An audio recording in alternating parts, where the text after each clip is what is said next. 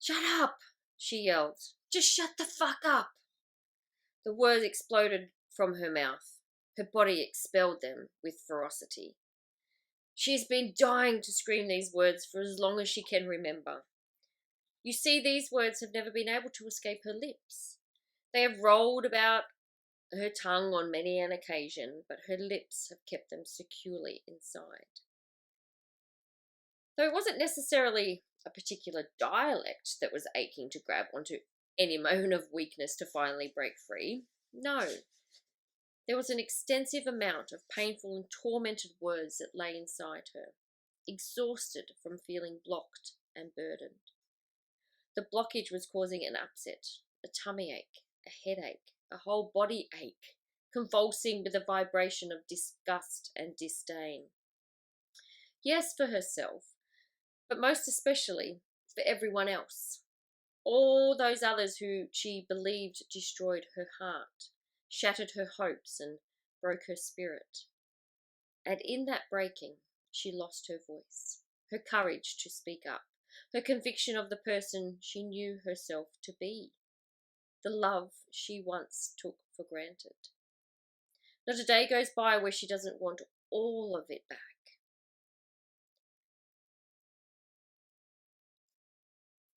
For the pain to subside, for the hurt to empty out of her body, for the suffering to come to its final end. It is her words that possess all the healing power she needs to alleviate every last ache.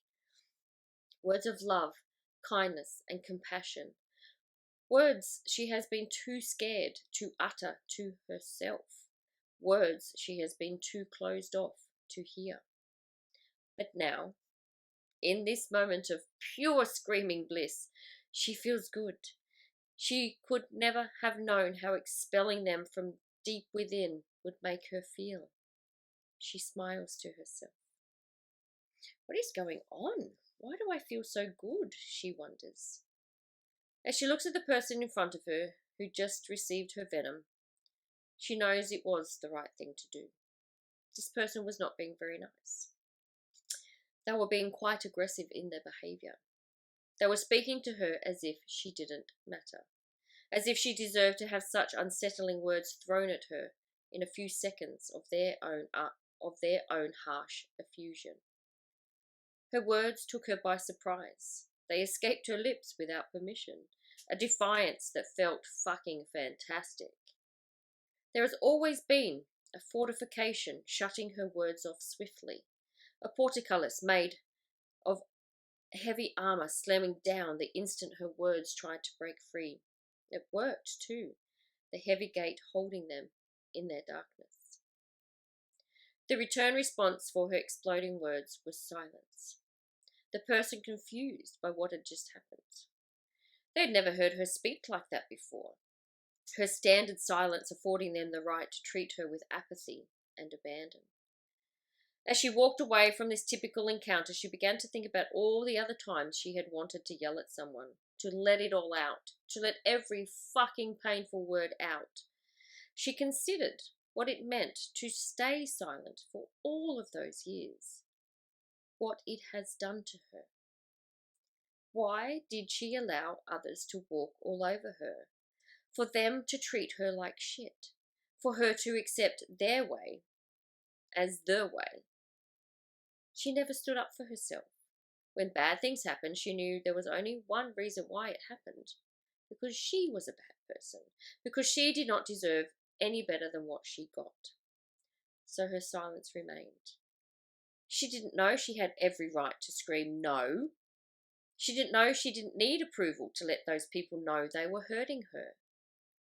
Their words stuck to her mind. They stuck to her body and they stuck to her precious childlike feelings. She still felt like a little girl who had her words torn up right in front of her.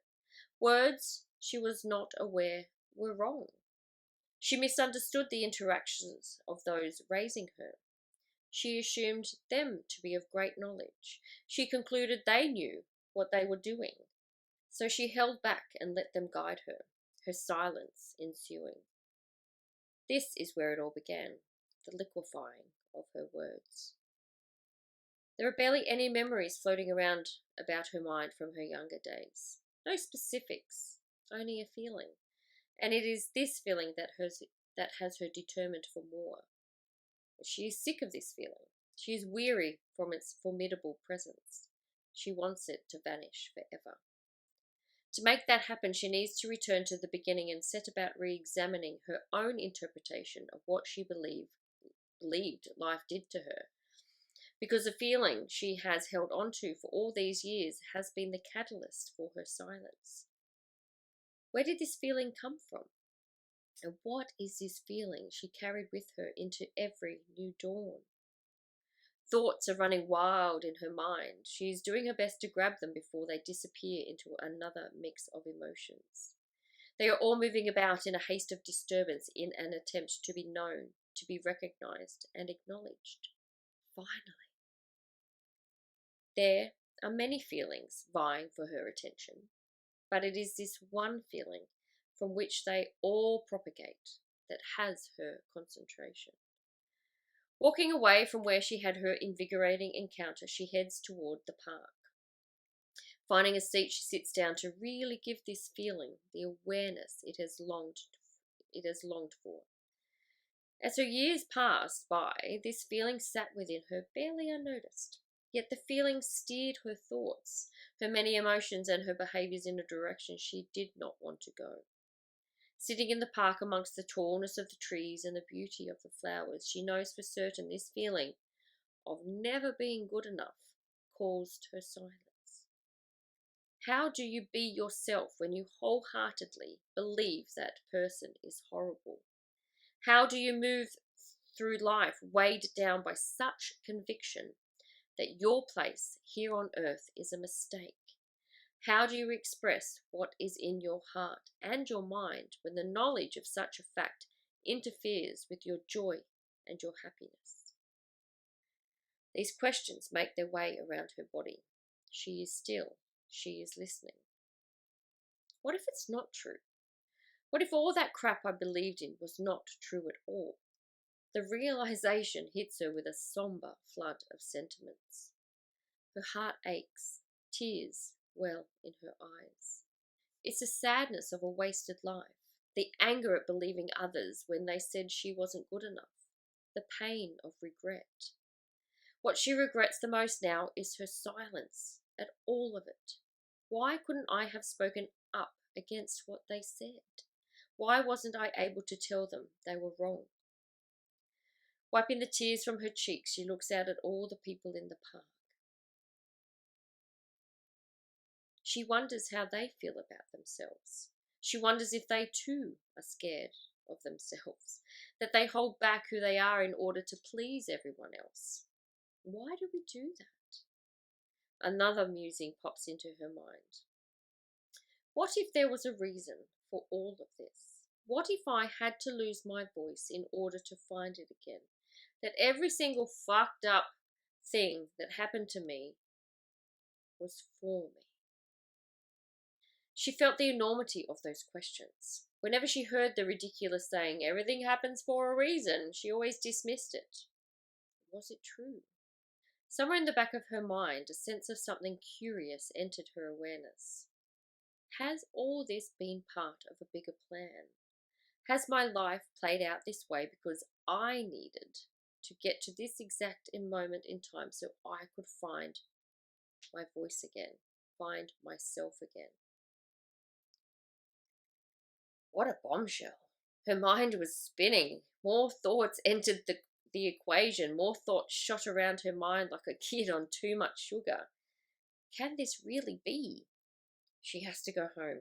Her legs moved quickly as she hurried back down the street. Once inside the protection of what she knows, she felt safe enough to give this bombshell everything she has. Pacing around the house, her mind going a million miles an hour, she felt confident enough to examine the life she has lived so far and understand what all the heartache, sadness, anger, and silence meant. Over the last few years, she has taken to reading books about spirituality, the mind, the body, and how they all connect. Her love for spirit exploded within her so much she is now more connected to herself than she could ever thought possible. With so much more work to do, every little realization she has brings her closer to the bigger picture. This is one more piece to her own puzzle. As she continues pacing about, she muses to herself about how things seem to come at the right time. She has often wondered why she wasn't able to speak up for herself, let her words flow freely from her. She has watched other women who have very similar lives to hers express themselves with confidence. Maybe they weren't always so confident. Maybe they too had to undergo a massive reformation to gain that confidence. She'll never know. The reason she will never know is because there are too many variants, too many nuances, too many moving parts to one human being. Everyone has their own unique way of life. And according to one book she read recently, life here on Earth has a certain amount of planning before a soul inhabits a human body. That our lives can and do encounter very specific challenges so the growth takes place. When she read this book, she couldn't help but think about what challenges were set for her before her soul decided to reside in the still forming baby inside her mother's womb. Was this one of them? Yes, an answer spoke within her. Was the timing of this realization also planned? Another yes. If I tried to find my voice before all of this growth and learning, I would have lost it again and never gotten it back. She knew this viscerally, that this was the truth. She had to be challenged by life's fucked upness in order to find solace in the strength that has always been hers. With this empowering knowledge, she stopped pacing, her legs holding her to the spot. She began vibrating with excitement. "I'm free!" she yelled to an empty house. "My voice is finally free!" For the second time that day, tears flowed down her cheeks onto the floor. The sadness remained, but it was comforted by her newfound freedom. Where to go now? Where do I go from here? Sitting down at her desk, she takes out a notebook and begins to let her mind wander some more.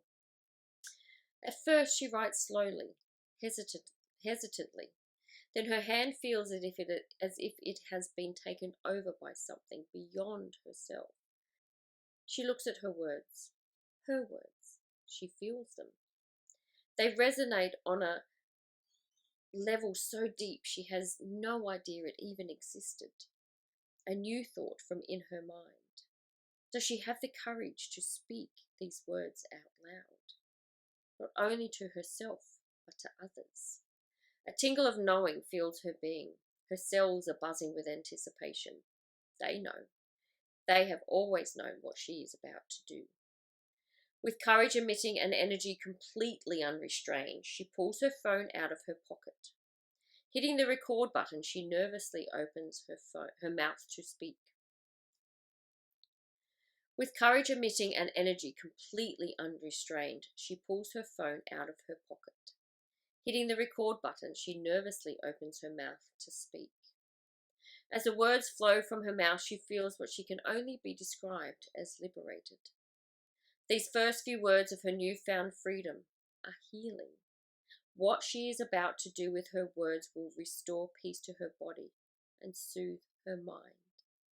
Her words have now truly begun to release all the pain and the hurt and the sadness. Her words will intentionally send wave after wave of love and kindness to those who are open to hearing them. Her words have finally found their voice. Hello, and welcome to the Shut the Fuck Up podcast. I am so happy you are here.